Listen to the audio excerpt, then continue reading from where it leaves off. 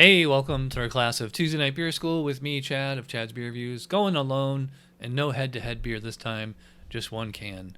So tonight we're doing one of my all-time favorite styles, the Weissbier, or white beer in German.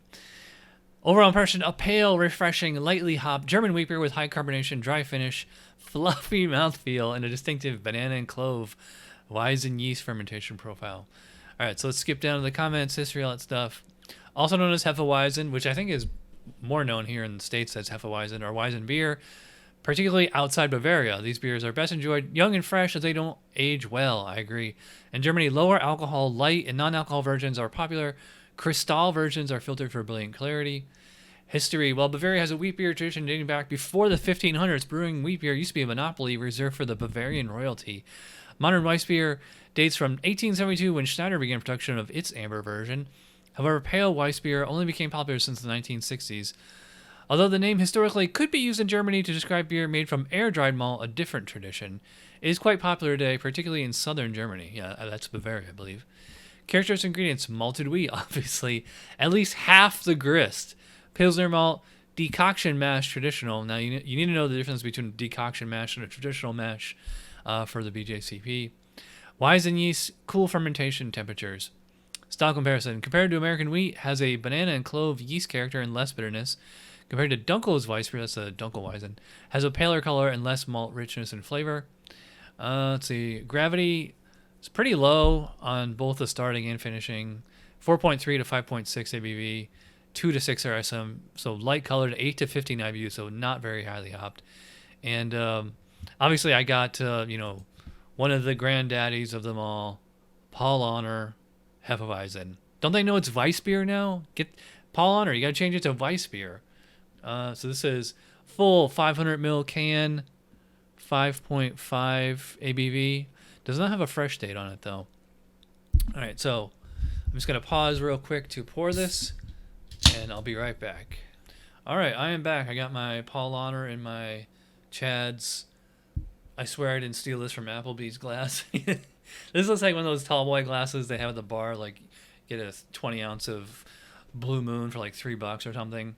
Anyway, let's get started with aroma. So, just classic wheat beer, or especially Hefeweizen aroma. Just banana bread, straight up like banana, almost like a banana puree. It has a sweetness as well, like almost like vanilla. So it's kind of like, it's funny. I just had homemade banana bread last week, and this smells a lot like that, except not out with the nuts, obviously. Almost have like an applesauce kind of thing going.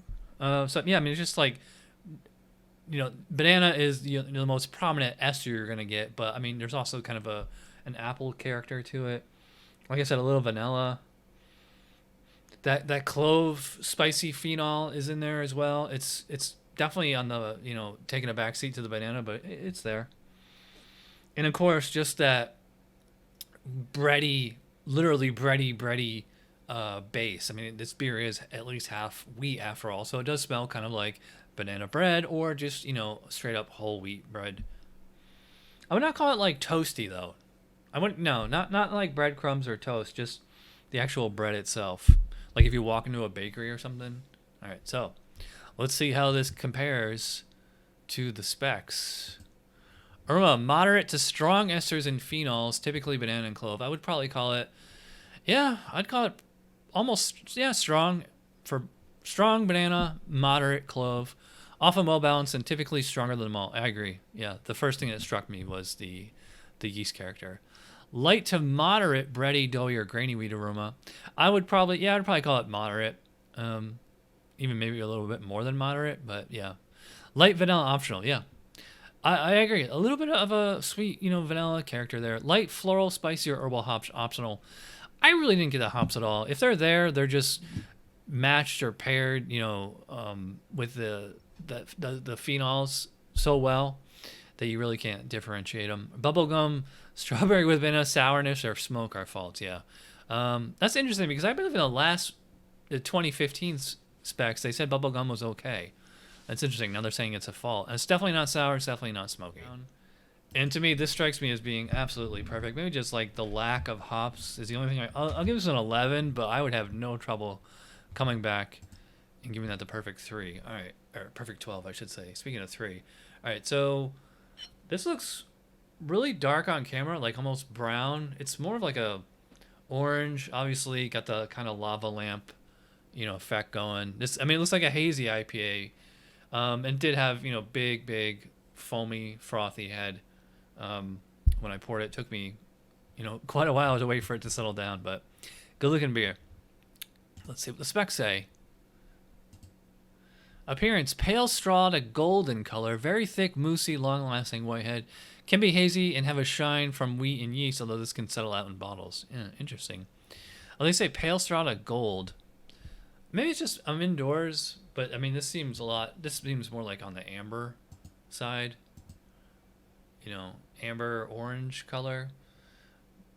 I feel like I can't really fault Paulaner though. All right. Seems like a tad dark for the style, but all right. It says pale to gold, so I'm gonna go 3. Or sorry, we're gonna go 2 out of 3. All right. Finally, the best part: we get to drink it. Prost, as they would say.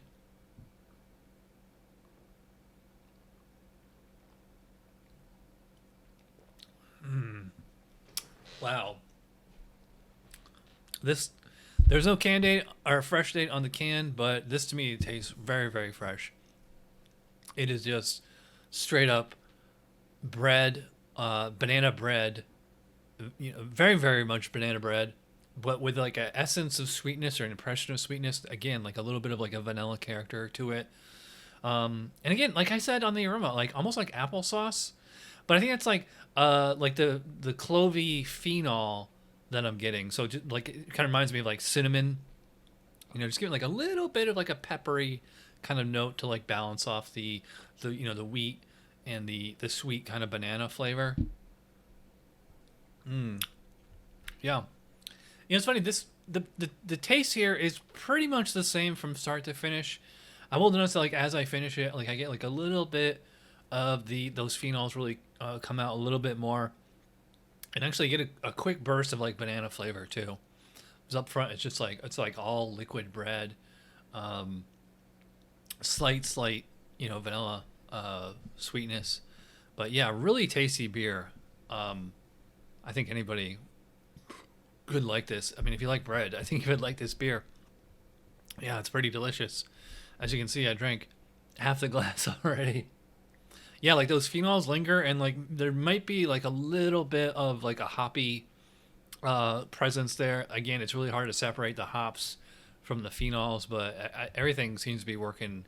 The synergy is on point with all the ingredients here. So let's see how it should taste according to the BJCP.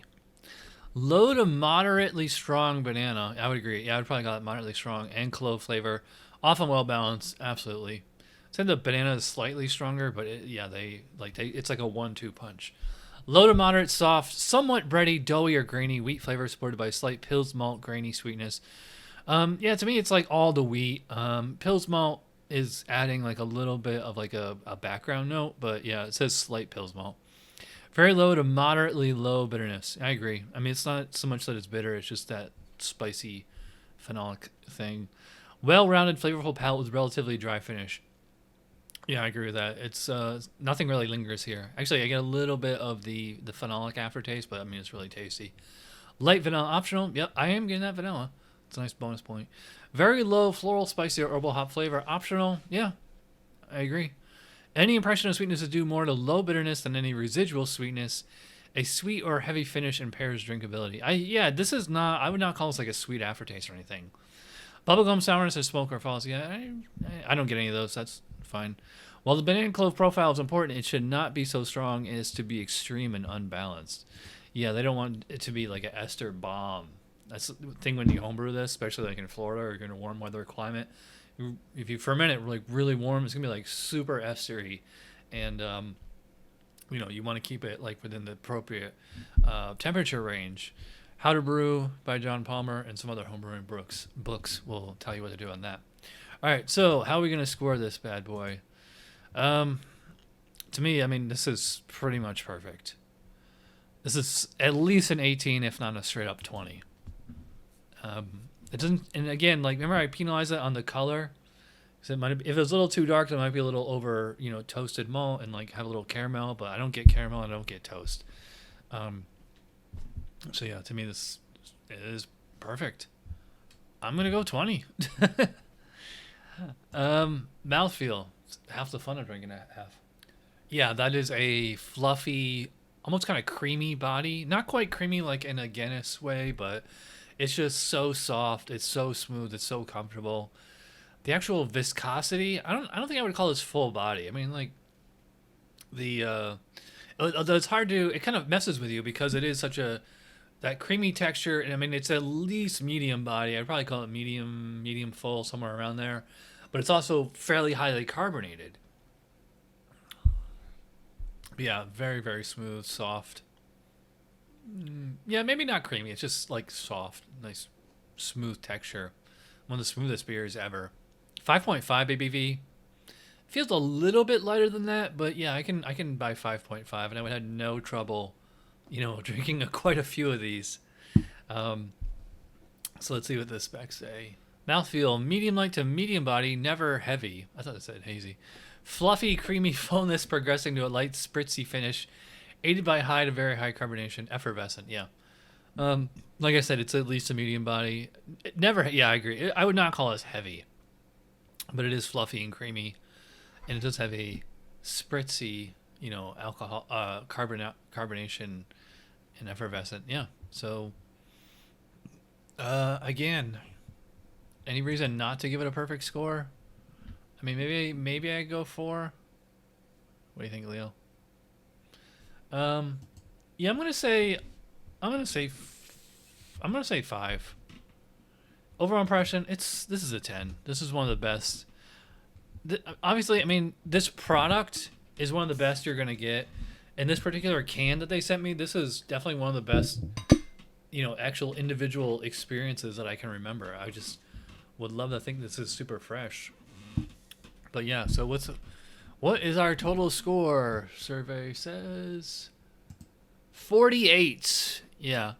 And since we're doing 48, I might as well just bump it up to a perfect 50. Like I said, I had no trouble giving that a full 12 out of 12. And I mean, I think it's just the lighting in here, but otherwise, I think that thing is perfect. So yeah, I'm going to go the full 50 out of 50. Perfect score for Paulaner Hefeweizen. Highly recommend this beer. It's a perfect beer. And also it's really tasty and really drinkable. I wish I had another one, but yeah. So again, thanks to Paulaner for actually sending me this bottle. I am not I'm not giving this beer such a high score because they sent it to me. It's just, it's Paulaner Hefeweizen and it's fresh. So it is living up to those specs. If you can brew a Hefeweizen half as good as this one, you're doing all right. All right, so I'm going super long as always. You watch all the way and you're awesome. Thanks for watching, and I'll see you guys next Tuesday. Cheers.